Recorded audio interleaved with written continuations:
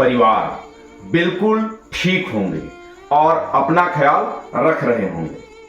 2 दिन के भारी प्रदर्शन, धरना, तोड़फोड़ और आगजनी के बाद आज नेपाल में थोड़ी शांति दिखाई दी, क्योंकि अब सेना ने मोर्चा संभाल लिया है और प्रदर्शनकारियों से कहा है कि बैठिए, बात कीजिए और जो मांगे हैं उन्हें सामने रखिए।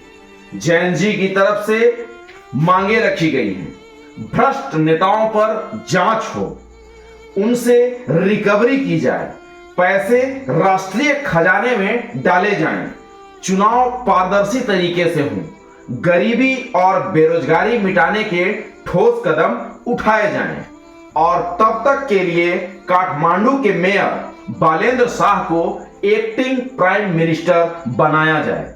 यानी मामला अब बातचीत की तरफ बढ़ रहा है। हो सकता है नेपाल वापस शांति की राह पर लौट आए, लेकिन इन घटनाओं के पीछे 2 ऐसे चेहरे हैं जिन्होंने नेपाल की तस्वीर ही बदल कर रख दी। उनमें पहला नाम है सुदन गुरंग। 2015 का भूकंप तो याद ही होगा, 9000 से ज्यादा लोगों की जान गई थी। यहीं से एक डीजे की जिंदगी बदल गई। अपने बेटे को खोने के बाद सुदन ने ठान लिया अब जिंदगी लोगों की सेवा में ही गुजरेगी। सोशल मीडिया पर अपील डाली, आओ मदद करें। 300 लोगों के साथ जुड़ गए, घायलों को अस्पताल पहुंचाया, दवाइयां बांटी, टेंट लगाए। यहीं से पैदा हुआ हामी नेपाल संगठन और सुदन गुरंग युवाओं के हीरो बन गए। और दूसरा नाम है बालेंद्र शाह, जिन्हें सब प्यार से बालन कहते हैं।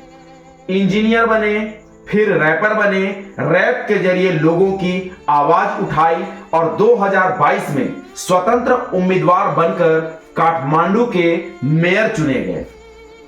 पहली ही जीत, नगर पालिका से करप्शन खत्म किया, काठमांडू की सफाई व्यवस्था बदलकर रख दी, प्राइवेट स्कूलों और अस्पतालों की मनमानी रोकी गई और सबसे बड़ी बात, 3 साल में एक भी भ्रष्टाचार का आरोप नहीं लगा। बालन शाह बन गए जनता की उम्मीद का चेहरा। इसी वजह से सोशल मीडिया बैन के खिलाफ जैन जी सड़कों पर उतरे तो बालन शाह ने खुलकर उनका समर्थन भी किया। इससे जैन जी को ताकत मिली और सुदन सुरंग ने उन्हें प्लेटफॉर्म भी दिया।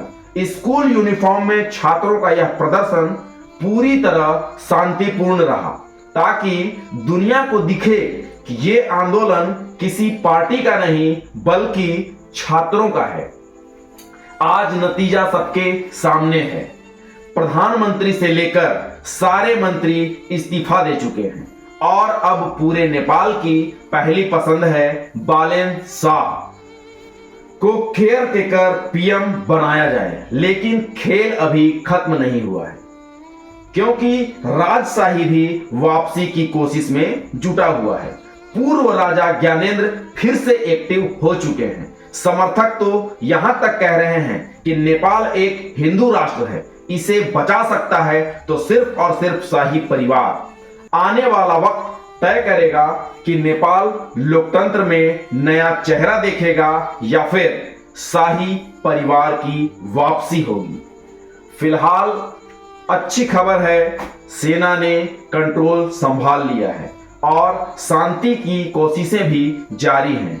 तो दोस्तों, यह थी आज की कहानी नेपाल के 2 असली हीरो गुरंग और बालेंद्र शाह की। मैं फिर मिलूंगा किसी नए मुद्दे को लेकर। तब तक आप अपना और अपनों का ख्याल रखिएगा।